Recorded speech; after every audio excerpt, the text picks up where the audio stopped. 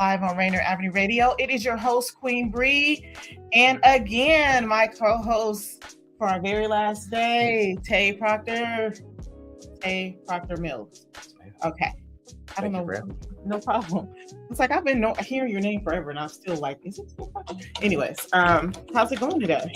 It's going good.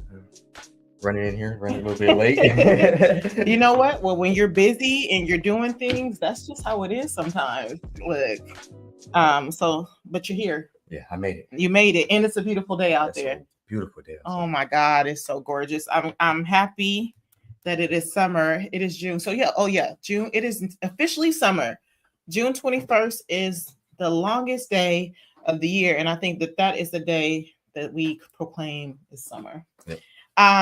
Anyways, well, I'm so excited to have you here. And before we get started, I just wanted to make an announcement. This Saturday, I cannot believe it's here already. Yep. This Saturday is our grand opening. It will be a boots on the ground celebration. Wear your best cowboy gear if you like, or dress comfortable because there will be some Zumba. But if you're anything like me, I'm a Zumba in whatever I got on and have a good old time. So join us this Saturday at 124 21st Avenue. We'll be in the parking lot from 10 a.m. to 2 p.m. We will be there. You can come grab your fresh bag of produce, get your face painted, get some henna, get some fresh food cooked by our very own resident chef, Tay Proctor-Mills, who does cooking. What is going on with my brain right now? See, I was here on time, but I'm still a little. Anyways, who works at the Black and Tan, who does cooking at the Black and Tan. You guys have a lot of events coming up there, right? Yes, ma'am. Can you just tell us a few events coming up at the Black and Tan? We have a few Pride events coming up. I know Coach Giggs has an event this Saturday. I know that's cracking off. There's an event on Thursday. I forget the name of it. And then there's also another Pride event on Friday. So whenever we're open, we're trying to stay busy with events and bookings. So if you're available this week, come on down to the Black and Tan Hall, open to 5 p.m. to 11 p.m. Unless programming is scheduled a little bit later, then we'll be open for that. Oh, yeah. I was going to try to get to the 27th, but then I feel like, I want to be on the 28th, but I'm just too old to be partying 3 days in a row. Hey, they get down. I catered last year and it was lit in there. Good. Nice. I know two singers that's going to be singing that Friday. Flourish. I don't want to mess up your stage name, but Flourish, my baby, is going to be singing, so I got to go support. And then Araya. Oh my God, Araya, that girl can sing. So I definitely wanted to show up there. Daniel, you coming with me on Friday? But no, okay. So, so we've had Tay here these past 3 weeks. We talked about who the Black and Tan is, what do they do?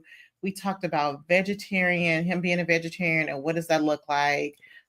Is there anything that you wanted to add to last week? Because, sometimes we get to talking, and by the time the show ends, it's like, I should have said this. Oh, I could have said that. Yeah, we got so caught up in our conversation, I forgot to mention I had a 5-course dinner coming up. Yeah. So that was this past Saturday. That went very well. Great reviews, good ticket sales. So looking forward to Flavors. Tell us about it.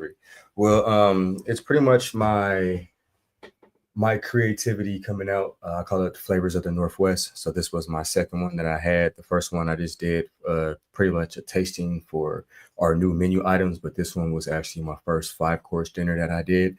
The first course was a crispy cabbage herb salad with a lemon vinaigrette. Second course, I had catfish fritters with a sriracha mayo. Third course was a sweet potato puree with a roasted jerk brisket, and I had chimichurri and jerk sauce on the side for that. The fourth course was a palate cleanser, pretty much a pineapple ginger sorbet, everything made from scratch. And then the last course was my chef life pie. So I made many sweet potato pies and many lemon fruity pepper cheesecakes. That sounds good. And so is that the one, or is this the one we're going to talk about, the one where you pair it with your wines, or did you pair wines with that too? There was wines paired with it. There was a couple cocktails that was mixed with it as well. But the one that we're going to talk about is with me and 9 other wonderful chefs and local Black breweries and wineries, and that is called Back to Our Roots. That's going to be at the African American Museum. Nice. So when you guys are coming up, let's talk about what you just did this past week. Mhm. When you guys are coming up, who comes up with the how to pair the wines and the drinks with the food? Who comes up with that? This time I did. When you come to the Black in Town, our resident bar manager, he mapped everything out to match everything on the menu. But for this specific dinner, I did everything myself. And when doing that, you're just pretty much looking at your base ingredients and what's in, whether if you start from the cocktail side first or the food side first, you want to, when you're pairing, you just pretty much want to match notes that are in the food. So for instance, if the first course was the light cabbage, I would do light champagne or white wine spritz or something like that, just to complement the dish. Okay, so look, when you say notes, because listen, I don't know what notes be singing, but I know I like Merlot, right? Yeah. I don't know what Merlot goes with or anything. I will drink it with it, whatever, because that's my favorite wine.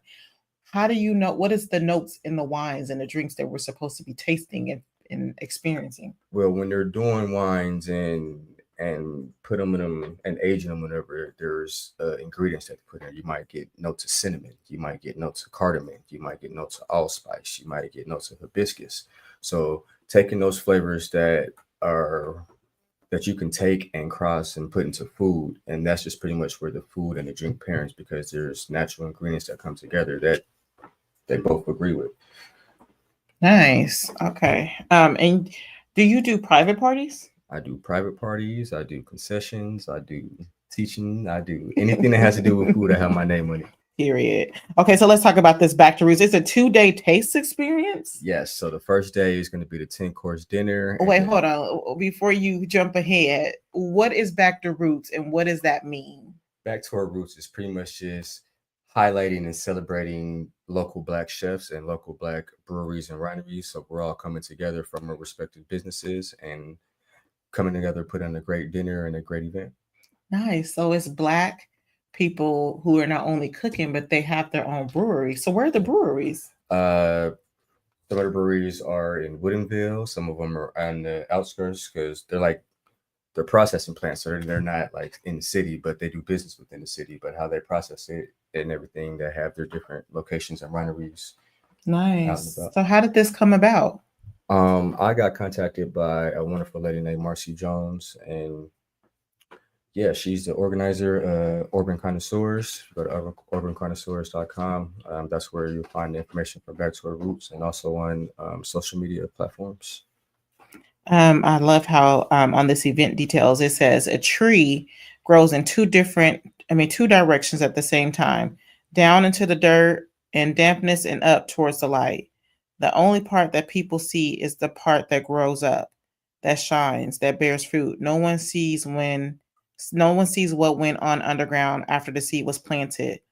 The resistance the root system encounters while growing down in the darkness and before the tree ever saw the light. Ooh, okay. I may need to share that. That's a good one. As we talk about like doing these community events and doing our passions and what we love. And I love to see our people coming together and supporting each other, lifting each other up. So can you tell us, you talked about it's going to be a 10-course meal. Yes. So tell us about that. We all came together and we tasted a lot of different cocktails, a lot of different wines, and we got a chance to pick out something that stood out to us, and something that we wanted to tell a story about. So for me, I picked the mojito just because when I was fresh 21, you always go out with your parents or your aunties and you have your first drink. So I went out with my cousins and my mom, and my first drink, I ordered a mojito just because, hey, that's the only thing I could think of. The pine cones. Exactly. So, that reminds me of Christmas. So when I first got it, it was the nastiest thing I've ever had in my life. So then you come full circle to this moment where I have an opportunity to be with these great chefs and great brewers and wineries. I tasted the mojito and it was the best. So it depends on who cooks it? I mean, drinks it, makes it? Yes. Like Shout out to Nija. She's a mixologist. Like whatever she did, like the balance in that, it wasn't. Okay, Yeah, where it can was we find perfect. Naja at? Because I want to taste.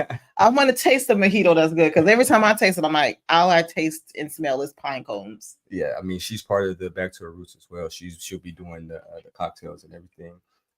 But I picked that just because I can tell a story off of that. And in that mojito, there's coconut, there's notes of hibiscus, there's one other thing. So I decided to do hibiscus and tamarind glazed salmon with a coconut pineapple Me and Daniel fried gonna need a rice. plate. Okay, you just drop it off on a Tuesday between 12:24. We'll be here. I mean, if you can't make it to the I'm back, gonna try to make it to the back. my Roots. dish is definitely going to be part of my next Flavors of the Northwest 3. So if you can't make it to Back to the Roots, you'll be able to have that dish in the Flavors of the Northwest 3 at Black and Tan Hall. And sorry, I didn't mean to cut you off. I was like, you just making me hungry. It's time for lunch, y'all. I ain't ate, but okay, keep telling us about your dish. I'm sorry. Oh no, I mean that was pretty much the dish. Okay. Yeah, just picking the flavors and everything to match with the mojito. And to be honest, like looking at all the other chefs and what they're doing, I think my dish is like probably on the very low end of what these other chefs are about to bring to the table and show. So I'm excited to be amongst these other chefs and be able to grow and touch elbows and pick up some things from them. Nice. And I'm pretty sure it's not annoying. You seem so very humble, and you come in like blot out. This is what I got, and it's right up there with them. But so what are you most looking forward to this event? For me, just like I said, mentioning these other chefs, just being in the same room and being able to, I feel like this is my, I like, this is what I've been working for. This, I made it moment. It's like I made it, mama, I made it. Exactly. It's like, there's some amazing chefs that's a part Tell of us this about journey. them. Who's going to be there? For one, my guy, Chef Jacob Howe, he owns a grand restaurant in Tacoma. Chef Emmy, she's amazing. She's working on her cookbook right now. I believe she's been on Food Network a few times. There's a few other I'm mixing their names up. I don't remember the names. Oh, it's okay. Here, let's pull it up. Like, we got these old man eyes. We can't see that on the screen. But the good thing about the Back to Our Roots is not just a group of people that do the same thing. It's a group of people from different backgrounds and different cultures that are bringing different aspects of what they do and their vision of food together. Nice. So we have Nicole Camp with Lachelle's Wines. Yep. Oh, wow. I love it. Emmy Collins. Yep. At Bayana and Dishing Up's Disport. Did I say that right? Bayana. I think you checked that a little bit, but it's all right. I'm trying to look. It's so close. It's so close to what people call me as Brianna, but it's like Bayana. Then we have Warnessa Victorian from Lizzie Lou's too. Oh my God. Yeah, so if you've been to Lizzie Lou's, you already know what's up with that.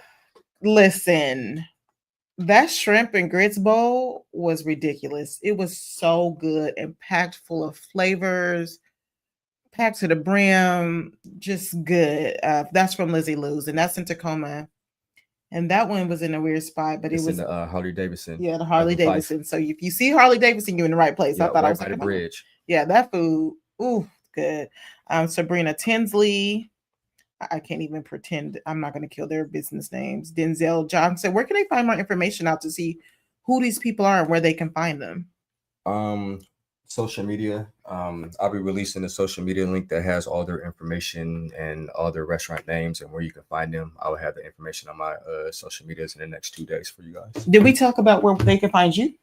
You can find me at the Black and Tan Hall. My social media is Chef P206. You find me on Facebook, Tay Proctor-Mills Jr., blackandtanhall.com. My personal website is cheflifenorthwest.com, cheflifenw. So yeah, that's where you can find me. Nice. So what can we expect this Saturday for our grand opening? What are you going to be cooking again? Well, or making if you're not cooking? I talked to Show the other day, and I'm getting a basket of lettuce, radishes, mustard greens, and collard greens. So I'm gonna do a little salad with the lettuce and the radishes with and bring back my lemon vinaigrette that I did for my last tasting. Nice. With the greens, I'm gonna do a not traditional. I'm gonna do a vegan vegetarian collard mustard mix. But then also with the collards, I asked for a few pounds extra. I'm going to do some collard wraps. So I'm gonna have some baked collard wraps. I'm not gonna tell everybody what's inside. I'm just gonna, it's gonna be vegan, vegetarian. It's gonna be healthy. It's gonna be tasty. So if you guys have a chance, come out and check me out. Check out the event. Come out and check. You won't be able to be there to help serve, but your food will be there. Yeah, my food will be there. And it's going to be fresh because we're going to get the produce fresh off the ground, fresh into his kitchen. Yeah. This is what I love about Farm to Table and supporting community members and just lifting each other up as we try to work to feed our community, support our community, and bring wealth to our community. And hopefully we can get real relationships where we can consistently get some produce into the restaurant. Definitely. See, that's what Black and Tan is all about. I've been, for the longest since we opened, I've been trying to find a farm to partner with to get produce in there so we can promote Farm to Table and get that. We got you. And build that connection. Yeah. Let us know. We appreciate that.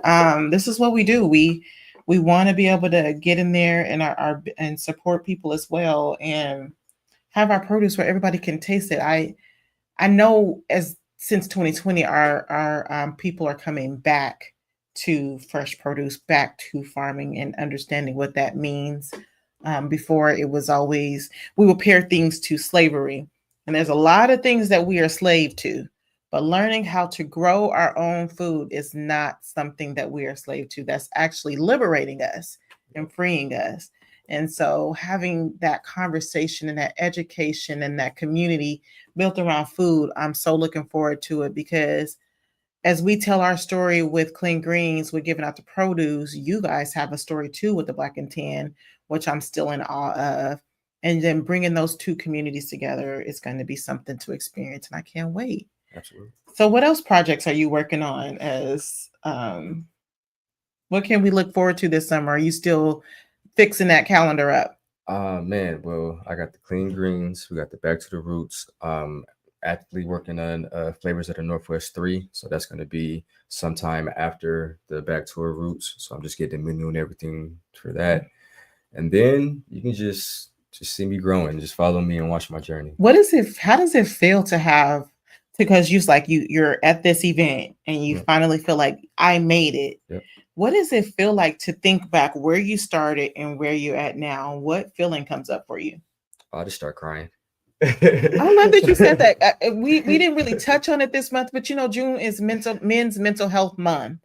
And so I love that you expressed that. Oh yeah, that's part of the reason why I'm here. I'm in tune with all that and just allowing myself to go through all those emotions and not fighting it. Like real talk. You start talking about what I've been through and what I've had to overcome to get here.